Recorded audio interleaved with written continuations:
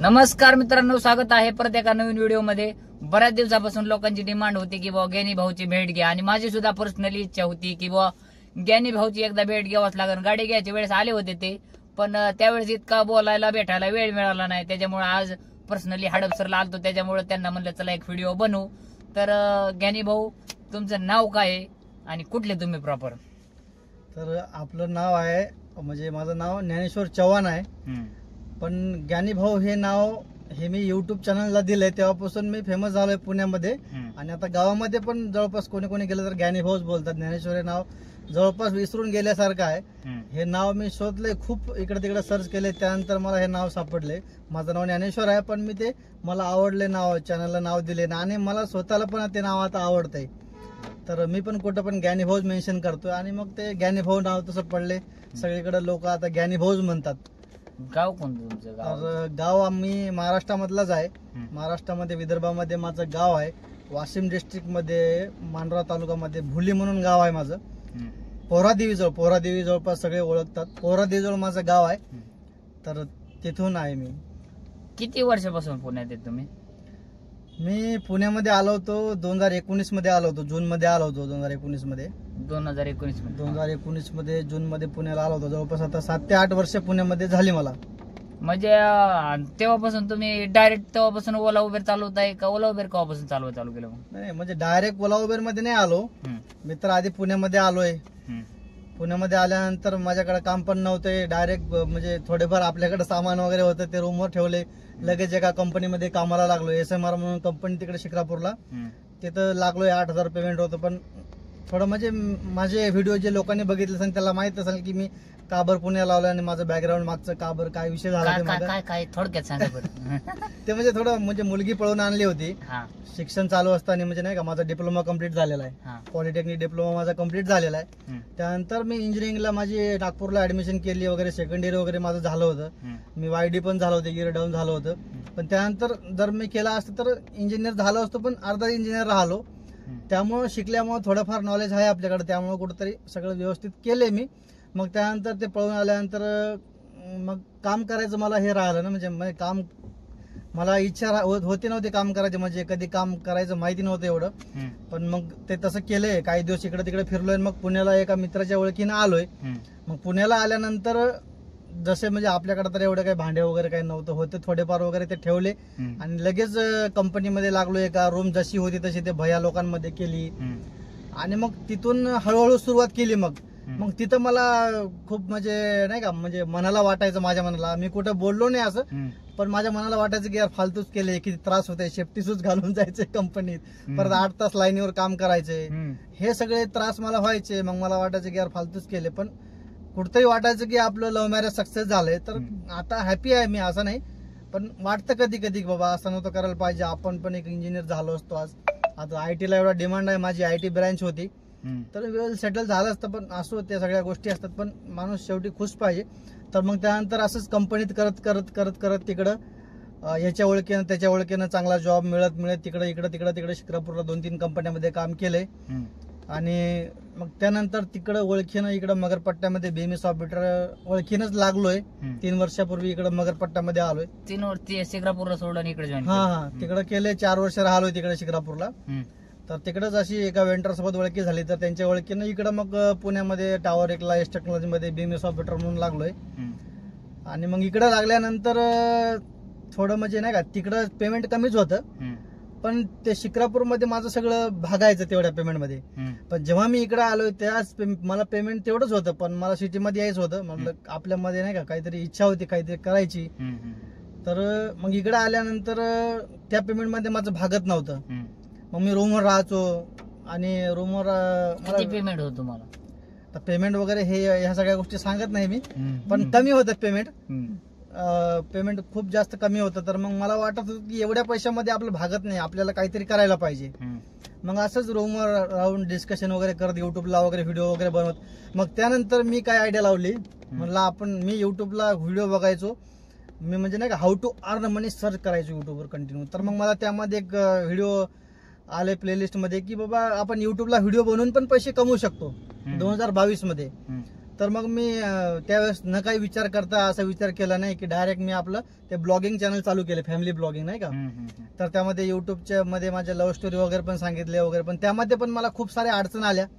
ते माझा काही एवढा सक्सेस झाला नाही. मी 5-6 महिने केले, पण ते लोकांनी एवढा त्रास दिलाय म्हणजे नाही का, गावामध्ये कानावर गोष्टी येत होत्या तुझ्याबद्दल, लोक असे बोलते काय येड्यासारखं करतोय, घरातलं दाखवतोय हे ते. पण मला वाटत होतं की नाही का, म्हणजे व्हिडिओ वगैरे बनवायची आवड होती, कारण की आपण बोलू शकतो, प्रेझेंट करू शकतो कुठल्या पण गोष्टी. तर ते पण काही एवढं सक्सेस झालं नाही. तर त्यामुळे ते लोकांमुळेच ते बंद केलं, कारण की खूप सारे लोक बोलते वगैरे, तर मग ते मनाला लावून घेतल्या गोष्टी आणि ते बंद केले. तर माझं ते स्वप्न तुटले. आपण पार्ट टाइम मध्ये म्हणलं आपण युट्यूबवर काही करू शकत नाही, मी ते बंद केले युट्यूब वगैरे सगळं. मग त्यानंतर मग मला माझ्या रूमच्या समोर एक राहत होते विकास कांबळे म्हणून, तर त्यांच्या थ्रू मग मी ते स्विगी मध्ये जॉईन झालो, इन्स्टामार्ट मध्ये. हे कंपनीत काम चालू हा, असताना, कंपनीत काम चालू असतानाच मग ते इन्स्टामार्ट मध्ये मी जॉईन केले. आणि मग हळूहळू इन्स्टामार्ट मध्ये पहिल्या दिवशी गेलोय, पार्ट टाइम मध्ये करू म्हटलं काहीतरी, पण पहिल्या दिवशी गेलो 387 रुपये झाले. म्हटलं दुसऱ्या दिवशी आपण ह्या कामाला जायचं नाही, म्हटलं हे काम आपल्यासाठी नाहीच, म्हटलं एवढं, म्हटलं दुसऱ्या दिवशी जायचंच नाही. मला बायकोला म्हणलो मला नाही जायचं, म्हणलं हे जेवढं आहे तेवढं, म्हणलं बघू काहीतरी दुसरं. पण म्हणलं हे मला स्विगी फिगी काही करायचं नाही, कारण की एवढा म्हणजे असा चेहरा वगैरे धूळ वगैरे बसली आणि सगळं अंग असं दुखत होतं पूर्ण टू व्हीलरवर. मी ठरवलं की उद्यापासून मला जायचं नाही. झोपलो वगैरे, दुसऱ्या दिवशी उठलो, ड्युटी वगैरे केली, परत फर्स्ट शिफ्ट करून घरी आलो. पण मला वाटलं यार, मी ते स्विगीच्या ऍप मध्ये बघितले, वॉलेट मध्ये म्हणलं माझे 387 रुपये आले. म्हणलं त्रास झालाय, परत म्हणलं आता मी रिलॅक्स झालोय, त्रास झाला पण म्हणलं पैसे आले.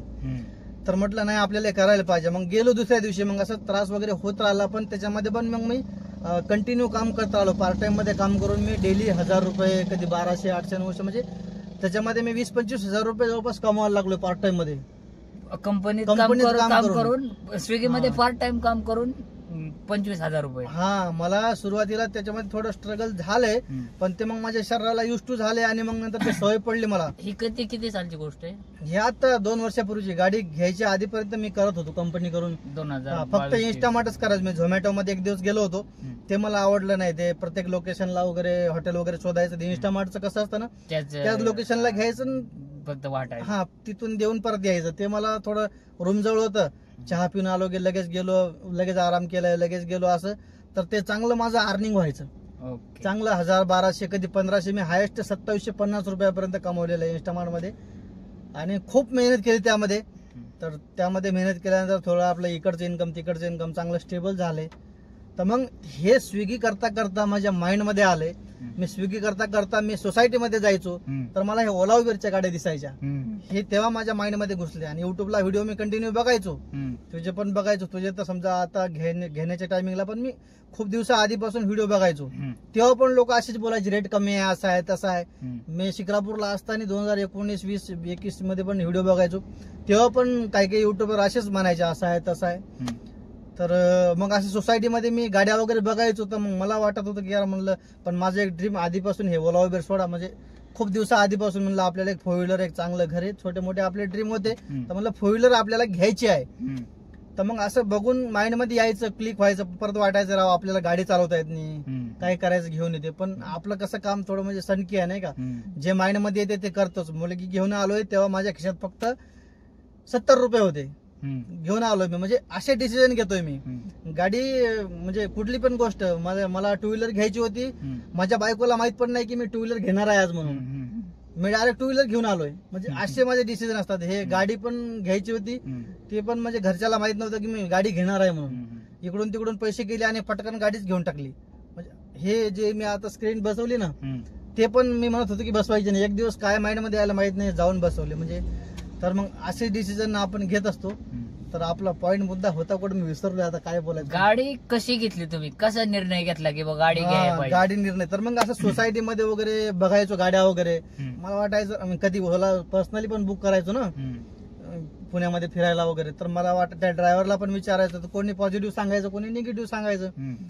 तर असं वाटायचं की राव आपल्याला पण गाडी घ्यायला पाहिजे, चांगलं काम आहे, मस्त सोडायचं आणि पैसे घ्यायचं, संपलं काम, एवढंच आहे. त्याच्यामधलं काय कष्ट आहे, काय हे बॅकग्राऊंडची स्टोरी काहीच माहित नव्हती. फक्त ते डिस्प्लेला जेवढं दिसतंय की बाबा हा एवढे पैसे आले, मस्त गाडी चालवली सोडली, अर्ध्या तासात 250-300 आले, हे माझ्या माइंडला वाटायचं की म्हणला आपण स्विगीमध्ये काम करतोय, एवढे म्हणलं आपण मेहनत करतो, याच्यामध्ये थोडा कमी पैसा आहे, तर म्हणलं आपण थोडे रिस्क घेऊन बघू म्हटलं आपण. तर असं माझ्या माइंडला चालू होतं की आपण गाडी घ्यायची, पण ते काय योग जुळून येत नव्हता.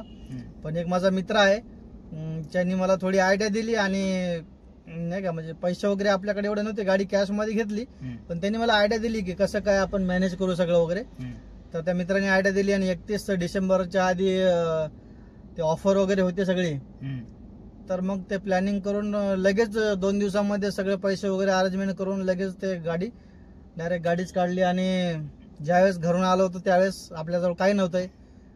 आता गावाला गेलो होतो त्यावेळेस डायरेक्ट 4 व्हीलर घेऊन गावाला गेलोय. त्यावेळेस मला खूप असं गर्व वाटते मला, कारण की मी जेव्हा आलो होतो ना, आता म्हणजे हे पर्सनल गोष्टी सांगायच्या नसतात, पण नाही बरोबर कधी आम्हाला म्हणजे नाही का, कधी भाजी करायला कांदा असायचा तर कधी हळद नसायची, म्हणजे एवढी म्हणजे मला रडू येते, एवढी आमची परिस्थिती बेकार होती आलो तेव्हा.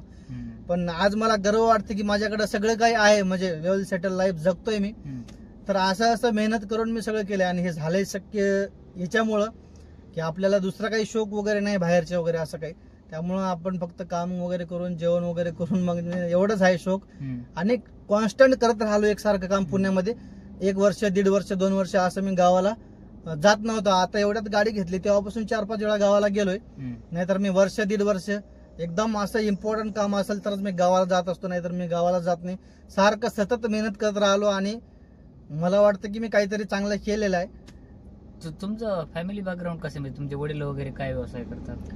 माझं फॅमिली बॅकग्राऊंड आधी, आता सध्या माझे वडील एक्सपायर झालेले आहे. तर आधी माझे वडील जेव्हा होते तेव्हा माझ्या म्हणजे फायनान्शियल वगैरे मी घरून खूप चांगला होतो. माझे वडील होते तोपर्यंत माझ्या घरी बिझनेस होते, खूप छान होते. तेव्हा सगळं काही एकदम वेल सेटल होतं, माझ्याकडे कंटिन्यू पैसा राहायचा, खूप काही सगळं व्यवस्थित होतं. पण ज्यावेळेस वडील वारले ना त्यावेळेस मी लहान होतो, माझा भाऊ थोडा मोठा होता. पण त्यानंतर ते जशी आमची लाईफ होती, वडील वारल्यानंतर बिझनेस सगळे बंद झाले आणि आम्ही तीच लाईफ जगत राहिलो. कधी वारले तुमचे? 2010 मध्ये वारले, 14 सप्टेंबरला. तर मग ते त्यानंतर थोडे म्हणजे फायनान्शियल वगैरे प्रॉब्लेम यायला लागले. त्यानंतर मग ते असे खूप सारे प्रॉब्लेम, म्हणजे ते बिझनेस आपली जी इन्कम आहे ते सगळी इन्कमच बंद झाली वडील वारल्यानंतर. आणि आम्ही तसंच जगत राहिलो जी आधी लाईफ जगायचो. काही वर्षांनंतर कळायला लागलं की यार आपल्याला पैशाची अडचण यायला लागली. त्यानंतर मग मी डिप्लोमा म्हणजे 12वी वगैरे झाले, डिप्लोमाला मी शिकत होतो तेव्हा मी रात्री वेटरचं काम करायचो. म्हणजे मेहनत आपल्याला आधीपासून माहिती आहे म्हणून हे जमतंय. बरोबर. मी रात्री वेटरचं काम करायचो 4 तास. कुठं केलं? वाशिमला बाबा वाईन बार म्हणून आहे, जर कोण त्या साईडचा असेल तर बाबा वाईन बार प्रसिद्ध आहे. मी तिथं 4 तास काम करायचो संध्याकाळी आणि जाऊन जेवायचो आणि तिथून रात्री जेवायला घेऊन सकाळचं जेवायला घेऊन जायचो. हे सगळं करत असताना मी कॉलेजचा टॉपर होतो, मला 80% माझं ऍग्रिगेट होतंय. मी कॉलेजला माझ्या फायनलीला फर्स्ट आलो होतो डिप्लोमाला असताना. हे एवढं स्ट्रगल करून मी केले. त्यानंतर हे असं म्हणजे एक चुकीचं डिसिजन घेतले, पण ते आपलं त्या मुलीवर खूप प्रेम होतं. चुकीचं डिसिजन नका समजू साहेब, तुम्ही आहेत ते काय कमी चुकीचं डिसिजन कुठलंच नसतं. सरांचं म्हणणं की त्यांनी लव्ह मॅरेज केलं म्हणजे चुकीचं डिसिजन झालं, पण माझ्या दृष्टीने लव्ह मॅरेज करणं हे चुकीचं डिसिजन नसतं. त्यांनी काय असा गुन्हा केला, कोणा दरोडा वगैरे टाकला नाही तेव्हा ते चुकीचं डिसिजन म्हणतायत. आज ते सुद्धा खूप चांगल्या म्हणजे कंडिशन मध्ये आणि हॅपी आहेत. ही फार महत्वाची गोष्ट आहे. म्हणजे लोकांचं म्हणणं असते असं की मी चुकीचं डिसिजन घेतलंय. चुकीचे डिसिजन कुणाला काय कळतं ढेकळं. मला सुद्धा लोक लय म्हणत होते तू गाडी चालवतोय डोक्यावर पडलाय, पण आता कुणाची लायकी का उभं राहायची माझ्यासमोर. डिसिजन कसं पण काही नाही घेतलं, पण आज त्या मुलीला मी हॅपी ठेवले आणि मी पण हॅपी आहे आणि सगळं काही ओके आहे. जे माझ्यासोबत म्हणजे कम्प्लीट ज्यांनी केली इंजिनिअरिंग, आज त्यांच्यापेक्षा मी काही लोकांपेक्षा जास्तच पैसा कमवतोय असं मला वाटतंय आणि खुश आहे. ओके. हा, आता ओला उबेर, आता तुम्ही फक्त दुसऱ्याच्या बोलण्यावरूनच गाडी घेतली होती, मग आता तुमचं ज्यावेळेस नवीन होता किंवा काय पहिल्यांदा अनुभव राहिला किंवा कसं काय झालं गाडी घेतल्यापासून? याबद्दल मी एकदम क्लिअर सांगतो, कारण की तुम्ही ऐका मित्रांनो, मी व्हिडिओ बघितले सगळ्याचे. मी तुझे व्हिडिओ बघितले, एक ते इंगळे म्हणून आहेत ना, ते सकाळी जातात रात्री 2 वाजता, त्यांचे पण व्हिडिओ मी कंटिन्यू बघायचो, तुझे बघायचो, मुंबईच्या युट्यूबरचे व्हिडिओ बघायचो. मी व्हिडिओ खूप आधीपासून बघत आलेलो आणि मला माहित होतं रेट कमी आहे, तरी पण मी गाडी घ्यायचा निर्णय घेतला. म्हणलं नाही आपल्याला गाडी घ्यायची. म्हणलं आपली गाडी आपण कमीत कमी ओला उबेरवर तिचे पैसे पण काढले तरी खूप झाले, आणि म्हणलं नॉर्मल आपला घरचा खर्च भागला तरी खूप झाले. म्हणलं आपण असं पण आपल्याला बाबा 5-6 तास काम करायची आपल्याला सवय आहे. तर मग असं डिसिजन करून मी गाडी घेतली. मला माहिती होतं रेट वगैरे कमी आहे, आणि मला गाडी घ्यायला एक पण पर्सन मला माझी स्वतःची बायकोवर म्हणली नका घेऊ, कशाला एवढे पैसे वगैरे टाकतात, आपण फसायचं वगैरे हे ते. पण मला माझ्यामध्ये बिलीव्ह होतं की नाही मी करणार. आणि बरेच लोक मला म्हणले होते की नाही तू डुबणार, नको असं करू, तुला सिटीमध्ये तू आणखी तुला गाडी पण चालवता येत नाही. त्यावेळेस नव्हती येत. हा, मी गाडी घेतली तेव्हा मी एक ड्रायव्हर आणला होता, त्या ड्रायव्हर माझी गाडी घरी नेली. मला स्वतःला गाडी चालवता येत नव्हती तेव्हा. तुम्ही गाडी न चालवता येता ओला उबेरला गाडी चालवली? डायरेक्ट मी गाडी घेतली. म्हणजे मी क्लास लावला होता, पण क्लास मध्ये काय ते शिकवतं ते नॉर्मल. मला गाडी घेतल्यानंतर पण मला गाडी जमत नव्हती. तर मग ते अशी गाडी घेतली मी डायरेक्ट. पण मला बिलीव्ह होतं की मी करणार. मला बरेच लोक म्हणले की तुला जमणार नाही, म्हणजे नाही का बॅकग्राऊंडला लोक बोलत होती की आता तो फसला वगैरे, आता त्याला काही दिवसांनी कळेल. आणि खूप काही लोक बोलली, पण नाही म्हणलं मला करायचंय. तर आपण आहे जिद्दी माणूस, कुठली पण गोष्ट आपण एकदा जिद्द मनात ठेवली तर मी ती गोष्ट करत असतो. तर मग मी ज्या दिवशी गाडी घेतली मला त्या दिवशी झोपच येत नव्हती रात्री. का? अरे गाडी दिसत होती मला. बरोबर. रात्री 3 वाजता म्हणजे थोडं झोपलो 1-2 तास, कारण की 12 वाजेपर्यंत ते स्टेटस लावणं हे ते सगळ्यांसोबत बोलणं वगैरे. खुश माणूस, कारण की एवढी मेहनत केली, आज काहीतरी केले. 12-1 ला काहीतरी झोपलो मी, लगेच 3 ला उठलो. 3 ला उठलो, चाबी घेतली, गाडी काढली डायरेक्ट. पहिल्या दिवशीच गाडी लावली होती का ओला उबेरला? नाही म्हणलं गाडी चालवून बघायची आपण, आता म्हणलं ट्रॅफिक नसते. म्हणजे रात्री डिलिव्हरी आणली, संध्याकाळी झोपले 12 वाजता, 3 ला उठले, लगेच चालवायला. लगेच रात्री 3 वाजता मी चालवायला काढली. इकडे मकरपट्ट्यामध्ये आणून फिरवली, म्हणलं इकडे मोकळा एरिया आहे. तर हळूहळू मग जमायला लागली, म्हणलं जमते बाबा गाडी आपल्याला. तर मग मला वाटायला लागलं की राव आपल्याला ह्या पोझिशन मध्ये आपण ओला उबेर मध्ये नाही गाडी चालवू शकत. म्हणलं आपल्याला आणखी ट्रेन व्हायला हवंय. तर मग ज्या मी माणसाकडे म्हणजे नाही का क्लास लावला होता गाडीचा, तर त्यांनी मला सांगितलं की तू एकदा गावाकडून जाऊन ये, तू ट्रेन होऊन जाशील. तर त्यांनी मला त्यावेळेस नव्हतं सांगितलं, पण असं तो सांगायचा नाही का ट्रेन होऊन जाते वगैरे, 500 किलोमीटर 1000 किलोमीटर मध्ये नॉर्मल ट्रेन होऊन जातं माणूस. तर मग मी डिसिजन घेतलाय की फॅमिलीला म्हणलो की आपल्याला गावाला जायचंय. तर फॅमिली पण घाबरायला लागली की मला गाडी येत नाही, गावाला कसं काय जायचं गाडी घेऊन. घरचे पण म्हणायला लागले की अरे बाबा नको येऊ गावाला तू. म्हणलं नाही मला यायचंय घरी. तर मग मी एक दिवस थांबलो, दुसऱ्या दिवशी थेऊर गणपतीला वगैरे गेलो गाडी घेऊन, आणि दुसऱ्या दिवशी सकाळीच मी 5 वाजता निघालो गावाकडं. ट्रेनिंग स्कूलच्या फक्त गाडीवर? हा, ट्रेनिंग स्कूलच्या गाडीवर. विश्वास मला, मी बायकोला बोलायचं शांत बस, मी कुठंच गाडी ठोकणार नाही, मी व्यवस्थित घेऊन जाणार. विश्वास. तर मला घरचे लोक कंटिन्यू 15 मिनिटाला कधी भाऊजी फोन करायचे, कधी बहीण, कधी वहिनी, कधी भाऊ, कुठपर्यंत आला व्यवस्थित आरामशीर 2 दिवस लागले चालते. कारण की घरच्याला माहित आहे ना मी कधी गाडी चालवली नाही. कंटिन्यू फोन करायचे, म्हणलं मी येतो व्यवस्थित, तुम्ही काही काळजी करू नका. तर मी व्यवस्थित संध्याकाळी 6 वाजता घरी पोहोचलो. पण झालंय असं, मी ते 500 किलोमीटर गेलो आणि 500 किलोमीटर आलोय. त्यामध्ये मी ट्रेनच झालोय बऱ्यापैकी 80%. मग मला कॉन्फिडन्स फुल आलाय त्यामध्ये.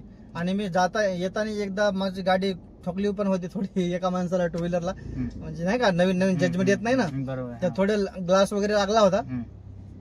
असं झटके खात मग काय ते आलोय 500-1000 किलोमीटर गाडी चालवली. आणि दुसऱ्या दिवशी थोडी भीती वाटायला लागली मला. म्हणलं आता ट्रिप चालू करायची आपल्याला, गाडी तर घेतली. तर मग पहिली ट्रिप उबेरच, सगळेच ज्यांनी गाडी घेतली ते आधी उबेरच चालू करते, कारण उबेरची प्रोसेस लगेच होते लॉग इनची. तर उबेर चालू केले, इथे कंपनीमध्ये नाईट शिफ्ट केली. म्हटलं चला उबेर, 9 वाजले, देवाचं नाव घेतले, उबेर चालू केली. आणि गेलो फर्स्ट ट्रिप पिकअप करायला. ते का अमनोरामध्ये एक बिल्डिंग होती, तिथे नॉर्मल असा स्लोप होता एक गतिरोधक नाही का. तर तिथं माझी गाडी बंद पडली पिकअप करायला जायची आधी फर्स्ट ट्रिपलाच. तर बंद पडली, तर ते सगळे मागून हॉर्न वाजायला लागले. घाबरलो मी. मला ते लोकांचं हॉर्न नाही ऐकू यायला, कारण मला वाटलं की माझी गाडी इथंच बंद पडली आहे, मी त्या लोकांना सोडू कसं काय. मग ते काढली मी कशी तरी गाडी तिथून. म्हटलं हार नाही मानायची नाही, आपण म्हणलं घरून गाडी आणली, आपण सिटीमध्ये गाडी चालू शकतो असं स्वतःला म्हणलो. आणि गेलो त्यांना पिकअप करायला. 4 लोक होती. आईला म्हणलं ही 4 लोक आहे, सगळी फॅमिली आहे माझ्या भरोश्यावर, हे सगळे गाडीमध्ये बसली. आणि आपल्याला तर म्हणलं म्हणजे नाही का एवढी एकदम परफेक्ट गाडी येत नाही, पण मी स्वतःला म्हणलो की नाही आपण म्हणलं एक ड्रायव्हर व्यवस्थित गाडी चालवतो, आणि म्हणलं यांना घेऊन जाणार. दगडूशेठला होती पहिली ट्रिप, आणि तो होता शनिवारचा दिवस. फुल जाम गर्दी तिकडं. त्या शनिवार पेठेमधून मी हळूहळू गाडी घेऊन गेलो कसं तरी.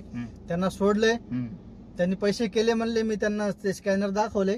हा म्हणले ठीक आहे, आले का नाही ते बघितलं पण नाही. तिथून मला त्यांचा फीडबॅक कसा होता, म्हणजे त्यांचं असं म्हणणं होतं तुम्हाला चालवा येत नाही? त्यांनी मला ओळखलंच नाही, मी व्यवस्थित गाडी चालवली. ते गाडीमध्ये बसल्यानंतर नंतर माझी कुठं गाडी बंदच पडली नाही आणि कुठं काही नाही, मी व्यवस्थित सोडलं एकदम नॉर्मल त्यांना. ते म्हणजे माझी गाडी का बरं रिटर्न आली असेल बहुतेक, ते मनामध्ये एक भीती चालू असली ना तर होतं मग. तर मग मी त्यांना व्यवस्थित सोडले, दगडूशेठला सोडले. आयला म्हटलं झाला एक ट्रिप तर आपण मारली, एक ट्रिप मारलीत म्हणलं आपण करू शकतो बिझनेस यामध्ये. आणि मग त्यानंतर जिथून रोड दिसेल तिथून मग ते हळूहळू मला रोड दिसत गेला आणि मी डायरेक्ट स्टेशनला पोहोचलो. तिकडं स्टेशन जवळ मला एक वाघोलीची ट्रिप पडली. तर ते स्टेशन वरून मग मी ते पिकअप केले. तिथं मला खूप त्रास झालाय नाही का, स्टेशनला एकदम गर्दी वगैरे नवीन मी त्याच्यामध्ये, खूप त्रास झालाय. घाबरत मी काढली तिथून पण गाडी बरोबर. तिथं मग स्टेशन वरून आपण त्या गेट मधून बाहेर येतो चढ आहे, तिथं मी क्लच सोडलंच नाही, रेस करूनच गाडी मागे जाईल म्हणून. तिथं मी रेस ठेवूनच बरोबर जसं आपण टू व्हीलरला हे करतो ना क्लच वर, तसं मी क्लच वरून रेस वरून पायच काढला नाही. तिथून गाडी काढली, वाघोलीला सोडले. माझे 500 रुपये झाले 2 ट्रिप मध्ये. तर मग म्हटलं त्रास तर झालाय थोडा, पण म्हणलं 500 रुपये दिसले मग मला तिथं. स्विगी मध्ये 387 दिसले होते. म्हणलं आयला थोडं काम केले पण 500 रुपये झाले बाबा. तर मग तिथून डायरेक्ट घरी आलो. म्हणलं आजच्या पुरतं एवढंच, आपण उद्यापासून करू. मग दुसऱ्या दिवशीपासून हळूहळू करता करता करता मग चालू झालंय मग आपलं काम. आणि मग जे लोक बोलत होते की बाबा तू नाही करू शकत हे ते, मग त्यांनी आपलं काम बघून सगळ्यांची तोंड बंद झाली नाही का. आणि आपलं देवाच्या कृपेने आता 8 महिने झाले. आता तर गाडी वगैरे एकदम परफेक्ट येते, आता काही अडचण नाही. तर आता नॉर्मल बिझनेस वगैरे व्यवस्थित करून घेतो. आता सगळी आयडिया आली. नवीन कसं थोडी आयडिया नसते कुठं जायचं काय वगैरे नाही का. आता व्यवस्थित चालू आहे सगळं. आता पण इंटरसिटीला गेले का नाही? इंटरसिटीला आपली कशी मिनी गाडी आहे आणि इंटरसिटीच्या ट्रिप पडतात, पण आपल्याकडे कसं जॉब वगैरे पण असते ना माझा 8 तास, त्यामुळे मी जाऊ शकत नाही. म्हणजे मला जॉबला पण यावं लागतं ना, त्यामुळे मी बाहेर जाऊ शकत नाही. एकदा गेलतो मी, म्हणलं इंटरसिटीचे स्वारगेट मधून पडली तर ते बारामती साईडला कुठं गेलो होतो मी, ते निरा वगैरे तिकडं निंबूत वगैरे त्या साईडला कुठंतरी गेलतो मी एकदा. तिकडून मला ट्रिपच पडली नाही. पण हे होते ना मग नवीन नॉलेज नसते कुठं जायचं कुठं नाही. डायरेक्ट तिकडे गेलो आणि तिकडून मग MTIच काम पडले मला 100 किलोमीटर. मग तेव्हा पासून मी डिसिजन घेतलं की नाही आपल्याला बाहेर कुठं जायचं नाही, जॉब करायचा आणि आपलं इथं जेवढं होईल तेवढं इथंच करायचं. ट्रिपा पडतात, उबेर लॉग इन केलं तर इंटरसिटी ट्रिपा पडतात, पण जात नाही मी बाहेर, इथंच करतो जास्त करून. तुम्ही सिलेरियोच गाडी का घेतली? तुम्हाला वॅगनर घ्यावा, डिझायर घ्यावा किंवा दुसरी घ्यावा असं वाटलं नाही कधी? चांगला प्रश्न विचारलाय तू. मला तर खास मला म्हणजे डिझायर गाडी तेव्हा पण आवडत होती आणि आता पण आवडते डिझायर गाडी. तर माझी डिझायर घ्यायची खूप इच्छा होती, पण माझ्या मित्राने मला चांगलं सजेशन दिले. म्हणले की तुला गाडी वगैरे काही येत नाही, तू नवीन आहे तर एवढी महाग गाडी घेऊ नको. तर म्हणले वॅगनर किंवा डिझायर सेलेरिओ घे. तर मग मला पण ती गोष्ट पडली की आपण नवीन आहोत. तर म्हटलं ते माझ्या मित्राचं म्हणणं झालं की जर तू डिझायर घेतली तर त्याच्यामध्ये तुझे 2-3 लाख रुपये एक्स्ट्रा चालले, परत त्याचं व्याज, म्हणजे ते 3-4 लाख कमवायला परत तुला किती दिवस लागणार. तर ते तेवढे पैसे तू आताच वाचून घे, तुला जमते नाही जमत असं ते मित्राने मला सगळं व्यवस्थित समजून सांगितलं. तर वॅगनार आणि हे जवळपास रेट सेमच आहे, काहीतरी 20-30 हजाराचा डिफरन्स होता. तर मग मला वाटले की सेलेरिओ गाडी आपल्याला घ्यायला पाहिजे, कारण की सेलेरिओ गाडी थोडा लुकला मला आवडली आणि ते वॅगनार गाडी याच्यापेक्षा चांगली आहे. पण वॅगनार गाडी ती थोडं नाही का, म्हणजे लोक बोलतात की ते डब्बा आहे वगैरे नाही का, तर त्यामुळे ते मला वॅगनार मला पण खास पर्सनली आवडत नव्हती. त्यामुळे मग मी ते सेलेरिओ घेण्याचा निर्णय घेतला. आणि मी ते धीरज इंगळे त्यांचं नाही का व्हिडिओ बघतो बोलतो, त्यांच्याकडे आपण सेलेरिओ आहे आणि ते सतत सारखं काम करताय. म्हटलं गाडी चांगली आहे, आपल्याला काही गाडीमधलं काही ढेकळं माहित नव्हतं तेव्हा. तर मग तसा निर्णय घेऊन मग ते त्याचे थोडे फीडबॅक वगैरे बघितले, काय ॲव्हरेज मायलेज वगैरे काय सगळं ठीक आहे. तर मग ते डिसिजन त्याच्यामुळे मी तसं घेतलं की आपण सेलेरिओच गाडी घ्यायला पाहिजे. नाहीतर मग मला डिझायरच घ्यायची होती, पण त्यामुळे डिझायर घेतली नाही. म्हटलं चला आपलं नवीन काम आहे, कमी पैशाचीच घेऊ, बघू म्हटलं जमते का, त्यामुळे सेलेरिओ घेण्यात आली. ओके. आता तुम्ही जो स्ट्रगल केलाय, म्हणजे तुम्हाला म्हणजे गाडी घेतली तेव्हा चालवायला येत नव्हती किंवा धंद्याचा काय भरोसा नव्हता, सगळे अगोदरच तुम्हाला सांगत होते रेट कमी आहे, तर हे सगळं तुम्ही धाडस केलंय. हे तुम्ही दुसऱ्यांना सजेस्ट करताय का? तुम्हाला जर गाडी चालवा येत नसेल तरीही तुम्ही गाडी घ्या असं म्हणजे सजेशन करू शकताय का? की बुवा आता तुम्ही तुमच्या विश्वासावर नेली गावापर्यंत गाडी, पण याच दुसरी साईड पण घडू शकते, काही पण घडू शकतं ना. तर याविषयी तुम्हाला काय म्हणायचं की बा तुम्ही जे केलं ते दुसऱ्यांना करायला तुम्ही सजेस्ट करताय का? बरोबर आहे ना, तू जे बोललाय ते हे पण एक आधी छान प्रश्न विचारलास. हे पाची बोट माणसाचे सारखे नसतात. प्रत्येक हा व्यक्ती वेगळा आहे. प्रत्येकाची कॅपॅसिटी ही वेगळी आहे. आणि मला माहित होतं की मी काय काय स्ट्रगल केले आधीपासूनच. मला माहिती आहे स्ट्रगल वगैरे काम करण्याची सवय होती. एक गरीब घराण्यातून आलेलो आहे मी. त्यामुळं आपल्याला माहित होतं की आपण करू शकतो. तर मी दुसऱ्याला तर असं सांगणार नाही की, कारण की माझं बघून माझ्या 2-3 मित्रांनी म्हणजे माझ्या ओळखीच्या लोकांनी गाड्या घेतल्या. आता एक तर माझा मित्र आहे माझ्याच सारखं सेम, त्यांनी पण लव्ह मॅरेज केलेलं आहे आणि त्यांनी पण माझ्यासारखीच गाडी घेतली. त्याला पण जमत नाही, पण त्यांनी गाडी घेतली आणि महिनाभर झाले तो घरी बसलेला आहे. त्याला ते म्हणजे नाही का जमू नाही लागलाय तो बिझनेस. म्हणजे गाडी चालवा येत नाही का बिझनेस करायला जमाना? ते म्हणते की मला ट्रिपच मारा वाटत आणि ते गाडीच बंद पडते वगैरे, ते काय जमाना. ते मग मी त्याला कसं तरी मोटिवेट केलंय. त्या दिवशी हीच गाडी आहे त्याच्याकडे डिझायर. तर त्याने एक दिवस धंदा केला, परत मग दुसऱ्या दिवशी मग असं प्रॉब्लेम होतो ना. तर कॉपी नाही करायला पाहिजे कधी. माझी ही मेंटॅलिटी वेगळी आहे, माझी कॅपॅसिटी वेगळी आहे. कारण की हे फक्त आपल्याला वाटतंय की फक्त बसून गाडी चालवायचं. तू व्हिडिओ मध्ये आधी सांगत होता नाही का, हे कंबरट दुखतं हे ते सगळं, पण आपण हे सगळं आधी झेललेलं होतं. मला माहिती होतं की नाही आपण हे सगळं करू शकतो. तर कॉपी नाही करायला पाहिजे कधीच कोणाला. विषय काय आहे मित्रांनो, ज्यावेळेस ह्यांनी स्विगी केलंय ना, हा शब्द जेव्हा येतो ना त्यावेळेसच मला समजलं की त्यांनी किती कष्ट केलेले आहे. पण कसं आहे, कष्टातून माणूस स्विगी मध्ये करताना 20 रुपयाच्या ऑर्डर साठी तासभर लटकावं लागतं. ट्रॅफिक वगैरे त्या गोष्टीचे ज्या माणसाने सहन केलेले असतात ना, त्याला ही गोष्ट लय अवघड जात नाही. पण बऱ्याच लोकांचं कसं आहे, कम्फर्ट झोन मध्ये काम असतं आणि त्यांना फक्त दिसताना हेच दिसतं की बाबा ओला उबेर मध्ये फक्त सीटावर बसून गाडी चालवायची आणि तिथं ते फसतात. त्याच्यामुळं हे सगळे होतात. ते तुम्ही जे बोललात ना, मित्रांना महिनाभर झालं गाडी उभी आहे, तर मित्रांनी तुमच्या एवढा स्ट्रगल केला नसेल किंवा कुठं ना कुठं आवडीचं पण गोष्ट येते. तुम्ही जसे म्हणलात की पहिल्या दिवशी तुम्हाला दम नव्हता नाही का, 3 वाजता गाडी काढली फिरायला. आवड आहे आपल्याला गाडी चालवायची. आवड असल्यामुळं पण हे गोष्टी होतात का. तर मला पण आवड होती. मला पण तुमच्यासारखंच माझं, मी पण एव्हरेस्ट वाल्यांची गाडी माझ्या मित्राला अर्धी येत होती, मला अर्धी येत होती. गाकडे तिकडे काढली बाहेर. माझी तर लय हसी मजेदार स्टोरी नंतर सांगा एखाद दिवशी. मग आता तुम्ही गाडी तर घेतली, धंदा पण तुमचा आता सगळा कळलाय तुम्हाला. तर नवीन गाडी घेणाऱ्यांसाठी काय सजेशन राहील? वॅगनर घ्यायला पाहिजे, डिझायर घ्यायला पाहिजे का कसं आहे, धंदा घ्यायलाच नाही पाहिजे? नाही, कसं आहे ना, आता आपण जर बोललोय तर तू पण व्हिडिओ बनवतोय, मी पण व्हिडिओ बनवतोय. आपण जर असं डायरेक्ट म्हणलोय की तुम्ही गाडी घेऊ नका, तर लोकांना एवढा राग येतो की तुम्ही पैसे कमवा आणि आम्हाला नका कमवू देऊ. कसं आहे ना, ही गोष्ट खरी आहे शुभम, की खरंच रेट खूप कमी झालेला आहे. आधी सारखा रेट नाही. आणि विषय काय झालाय ना, म्हणजे कॉम्पिटिशन खूप वाढलंय. गाड्या एवढ्या जास्त झाल्या ना, खूप जास्त गाड्या झाल्या. तो आता बघ, एखाद्या लोकेशनला गाड्या नसेल तर लगेच तिथं रेट भेटतोय. गाड्या असेल तर रेट भेटत नाही. बरेच लोक असे म्हणजे नाही का निगेटिव्ह होतात गाडी घेतल्यानंतर. त्यामुळे मी ड्रायव्हर लोकांना मोटिवेशन वगैरे देत असतो. तर आपला विषय काय होता विसरलो मी लगेच. नवीन लोकांना सजेशन देणार का? हा, सजेशन देणार की ओला उबेर मध्ये तुम्ही गाडी घ्या. तर विषय कसा आहे ना, की बाबा आता कोणाला वगैरे कमी एकदम पेमेंट आहे किंवा काम वगैरे करू शकत नाही, म्हणजे कुठं म्हणजे मेहनत करू शकतो पण बाबा कुठं काम वगैरे नाही, जॉब वगैरे नाही, गाडी वगैरे येते आधीपासून या लाईन मध्ये आहे, तर ठीक आहे. पण तरी पण ह्या लाईन मध्ये म्हणजे नाही का, मला वाटत नाही की एवढा पैसा उरतो म्हणून. कारण की मी स्वतः आता गाडी चालवतोय, एवढं अर्निंग करतोय, तर पैसा कुठं जातोय ते पैसा दिसत नाही. तर मी तर असं कोणाला सांगणार नाही की बाबा तुम्ही गाडी घ्या. या माझं पर्सनली मी खरंच बोलतोय मनातून, कारण की तेवढं यामध्ये नाही आहे जसं वाटते. कारण की रिस्क एवढी नंबर ऑफ रिस्क आहे ना, की म्हणजे तुम्ही रस्त्याने चालताय की रिस्क खूप आहे. कारण की तुम्हाला येलो प्लेट दिसली तर इज्जत कोणीच देत नाही बिलकुल तुम्हाला रोडनी. अशी एखादी व्हाईट प्लेटची आल्टो असू द्या, त्याला लोक हॉर्न मारणार नाही. तुमची येलो प्लेट दिसली लोक लगेच हॉर्न मारणार. म्हणजे खूप सारे नंबर ऑफ प्रॉब्लेम आहेत. आता मी किती पण काही बोललो तर लोक पण हेच बोलतील की तुम्ही दुसऱ्यांना गाडी घ्यायला नका सांगू. ते तुझ्या पण डिलिव्हरी आलं तेव्हा लोकांनी मला म्हणले की दुसरे तुम्ही गाडी घ्या ना, आम्हाला नका घेऊ देऊ. आता शेवटी ज्याची त्याची इच्छा आहे ते घेऊ शकता गाडी. पण सध्या बिझनेस म्हणजे पाहिजे तसा नाही आहे बिझनेस. आणि याच्या समोर पण आता मेट्रो वगैरे चालली तर बिझनेस मला वाटतं की थोडंफार त्याच्यावर काहीतरी परिणाम होतील. पण पुण्यामध्ये तेवढी पब्लिक पण वाढते आणि गाड्या पण तेवढ्यात फास्ट वाढते. रोज 5-10 नवीन गाड्या मार्केटमध्ये येते.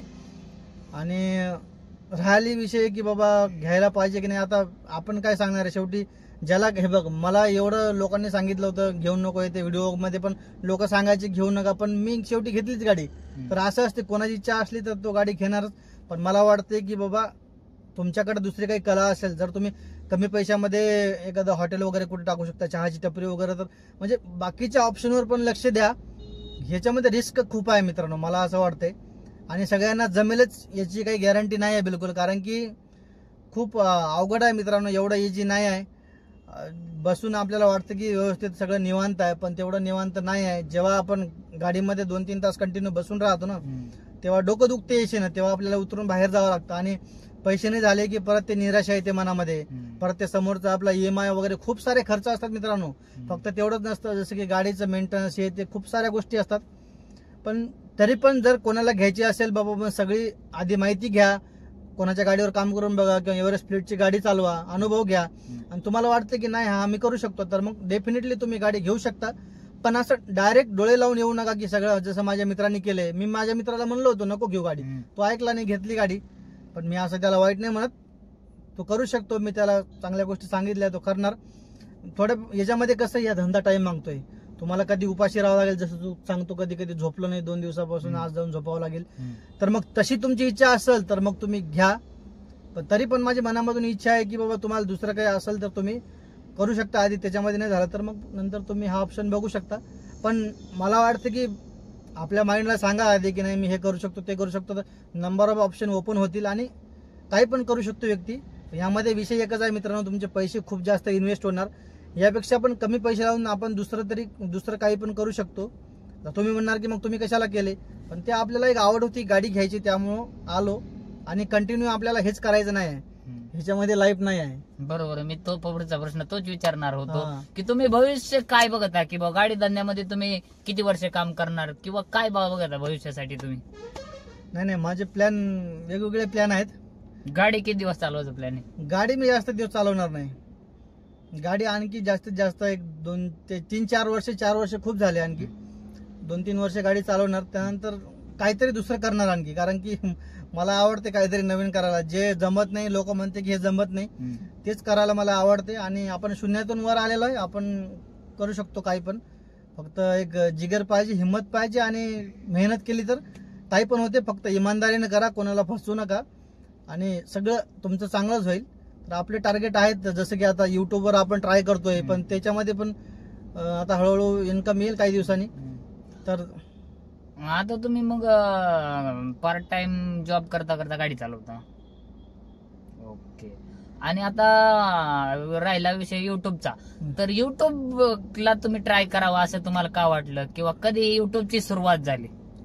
युट्यूबची सुरुवात ती अशीच, मी नाही का पार्ट टाइम मध्ये काहीतरी अर्निंग करायला पाहिजे, तेव्हा मी फॅमिली ब्लॉगिंग चालू केले. तर ते मग लोक वगैरे थोडं निगेटिव्ह बोलायला लागले, त्यानंतर मग मला चांगलं वाटलं नाही, मी ते बंद केले.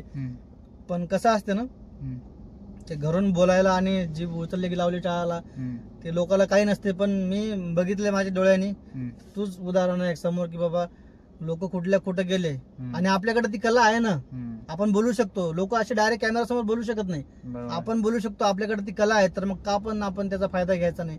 मी गाडी घेताना पण माझ्या माइंडला होतं की आपण युट्यूबवर व्हिडिओ बनवणार आहे, ओला उबेर मध्ये शुभम सारखे किंवा मग असे नाही का ज्याचे व्हिडिओ बघायचो. गाडी घेतल्यापासून परत मग तुम्ही बनवायला सुरुवात केली? हा, मग ते चॅनल बंद पडलं होतं. मग जशी मी गाडी घेतली त्याच्या दुसऱ्या दिवशी मी एक व्हिडिओ टाकला आणि मग त्या दिवसापासून मग आपण ते हळूहळू युट्यूबवर व्हिडिओ टाकायला चालू केले.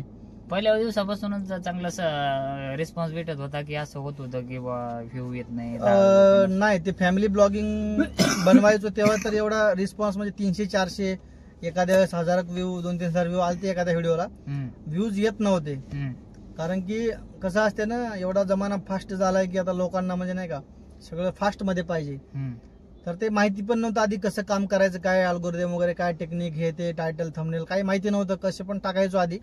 पण जेव्हा मी गाडी घेतली त्यानंतर मी सगळं पकलेला होतो आणि मला माहिती होतं की टायटल कसा लावायचं, थंबनेल, हॅशटॅग, या सगळ्या गोष्टी माहिती होत्या. आणि मग त्यानंतर हळूहळू चालू केले.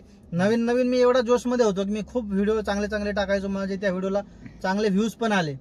त्यानंतर काय झालंय की लोक म्हणायला लागले की नको व्हिडिओ बनवू, कमेंट वगैरे करायचे की बाबा. मग माझा एकच प्रॉब्लेम आहे, कोणी काही कमेंट वगैरे केले तर ते मी मनाला लावून घेतो आणि त्याच्याबद्दल विचार करत बसतो.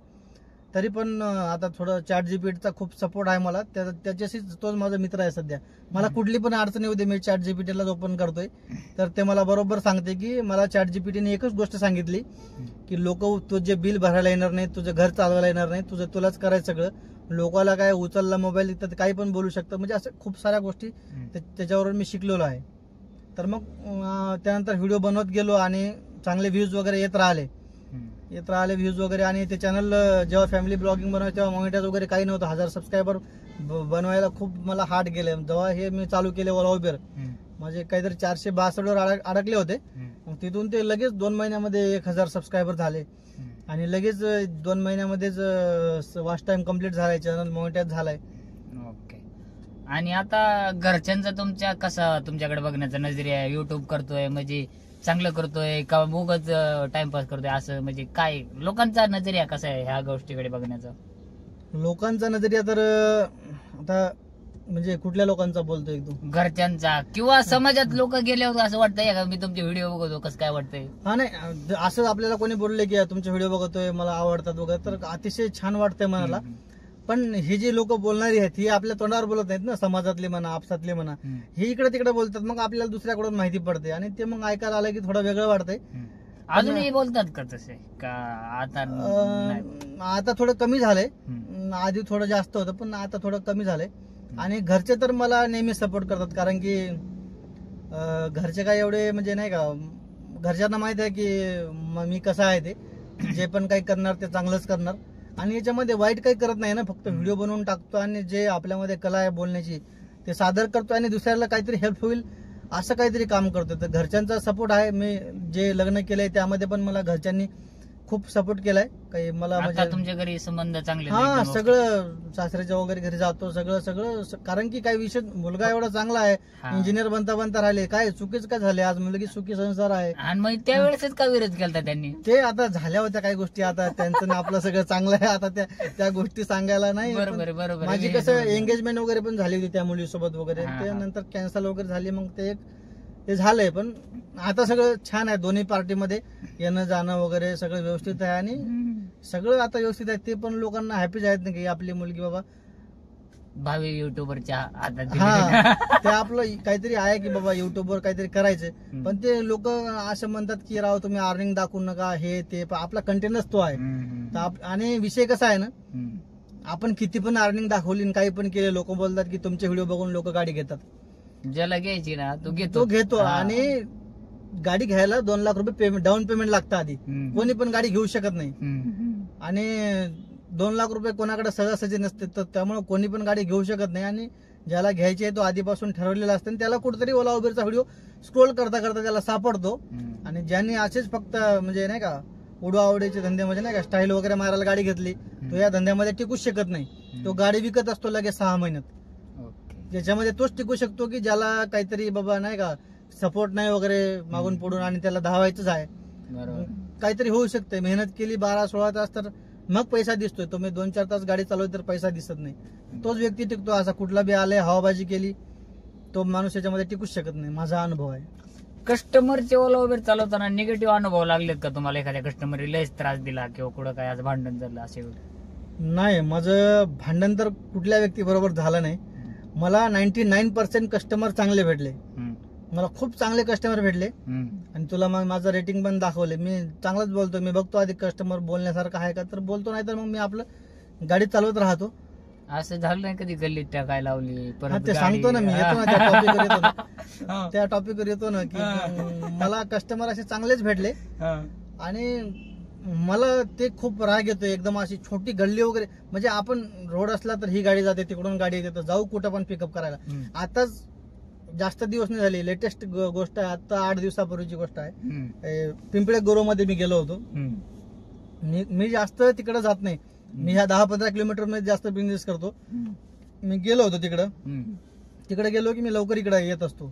मला इकडेच बरं वाटतं, कारण की आपली ड्युटी वगैरे असते, टाइम वगैरे सगळं मॅनेज करावं लागतं. दूर असलं तर येणं होणार नाही. तर मग मला एक वडगावशिरी ट्रिप पडली. म्हटलं चला घरचीच आहे तर ही ट्रिप घेऊन जाऊ. तर ते उचलतानाच मला माहिती होतं की वस्ती, लेन नंबर हे ते सगळं लिहिलं होतं.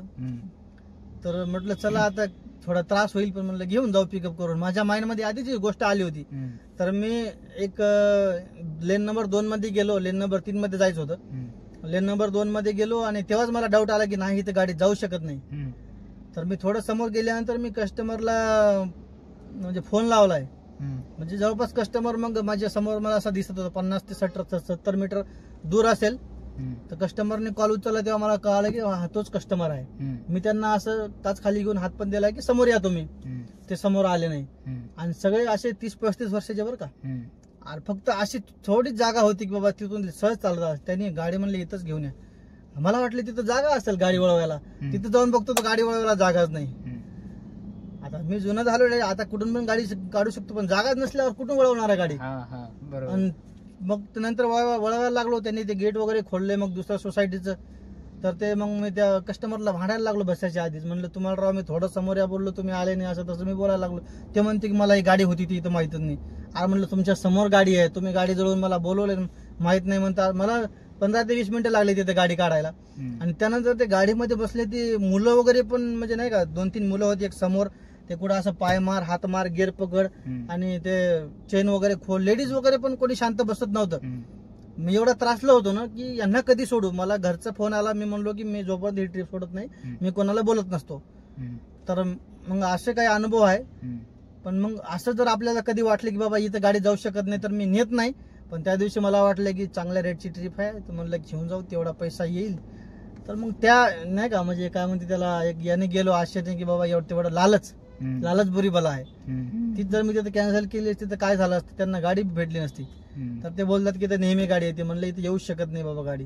काही काही लोक तर असे बोलतात आमचं पाहुणा इथून गाडी टाकतो नेहमी, जिथं जागाच नसते सायकल जाते फक्त तिथून, आमचा पाहुणा इथून नेहमी गाडी टाकतो म्हणते. मी काय करतो सांगू का मित्रांनो, ओटीपी टाकायच्या अगोदर 0.1% जरी आपल्याला अंदाज आला ना कस्टमर जरा खटकताय काहीतरी, लगेच कॅन्सल करायची. निगेटिव्ह पण अजिबात ठेवायचा नाही. ट्रिप टाकायच्या अगोदरच मी सगळे गाडी बघतो, किती येतं बॅगा, किती येतं गाडी. जर थोडंफार जास्त असेल ना, का तर एकदा ट्रिप चालू केल्यावर आपल्याला ते त्यांची नाटकं ऐकून घ्यावं लागतात. इकडून घे तिकडून घे, असं कर तसं कर, इथं वडापाव खायला थांबव. उबर किंवा ट्रिपला तासभर वडापाव खायला थांबवल्या मग आपण कधी कमवायचं. अशा गोष्टी होतात. त्याच्यामुळं ट्रिप चालू करण्याच्या अगोदर अशा गोष्टी जर खटकत असतील ना तुम्हाला, किंवा कस्टमर लवकर बोलवतोय, कस्टमर फोनवरच म्हणतात लवकर या, तर मी लगेच लवकर जायचं लांबच राहिला, आधी कॅन्सल करतो ट्रिप. ही गोष्ट मी तुझ्याकडून शिकलोय, बघितली होती. का तर ह्या गोष्टी निगेटिव्ह पण आपल्या जवळपास फिरकूनच द्यायचं नाही. कसं असतं, एका ट्रिपमुळं आपण दुसऱ्या कस्टमरला खराब बोलवतो, त्याचा असा परिणाम होतो. एका कस्टमरमुळं त्याचा 10 कस्टमरवर परिणाम होतो. त्याच्यामुळं प्रत्येक कस्टमरला हॅपी म्हणजे आपल्याकडून आपण चांगलाच रिस्पॉन्स द्यायचा. पण समोरच्याचा जर चांगला रिस्पॉन्स येत नसला ना तर ती ट्रिप लगेच कॅन्सल करायची. आज पण मी 1.5 किलोमीटर पिकअप करायला गेलो खराडीला, एका सोसायटी मॅजेस्टिक म्हणून सोसायटी आहे. तर पिकअप करायला गेलो तिथं बघतो तर 2-4 बॅगा मोठ्या आणि ते 2 लोक. ते म्हणते भैया रुको. म्हणलं नाही मैं इतना सामान ले जा नहीं सकता, बड़ा गाडी करो मैं जा रहा हूँ. ते म्हणते भैया रुको. म्हणलं रुको नाहीच. आणि माझं परत एक असतंय, मी ट्रिप पिकअप करायला गेलो 5 मिनिटाच्या वर झाले आणि कस्टमर आला नाही ना, मी बऱ्याच वेळा असं बघितले कस्टमर मागून आवाज देतोय, किती रुपये ट्रिप असतो, मग मी घेऊन जात नसतो. मी 5 मिनिटं सुद्धा वेट करीत नाही. कस्टमरला गेलं की लगेच फोन करायचा.